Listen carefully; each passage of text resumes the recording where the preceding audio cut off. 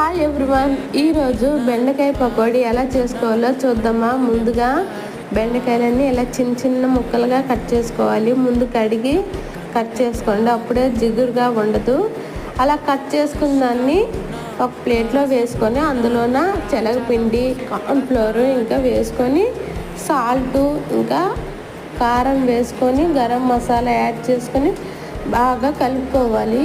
ఇంకా పొడి పొడిలాడినట్టు అనిపిస్తే కొంచెం వాటర్ చిలకరించుకొని బాగా కలుపుకోవాలి.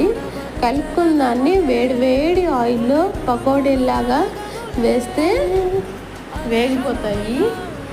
చివరగా పల్లీలు మనం వేయించుకొని ఇంకా పచ్చిమిర్చి, కరివేపాకు కూడా వేయించుకొని వేసుకుంటే ఎంతో టేస్టీగా ఉండే బెండకాయ పకోడీ రెడీ.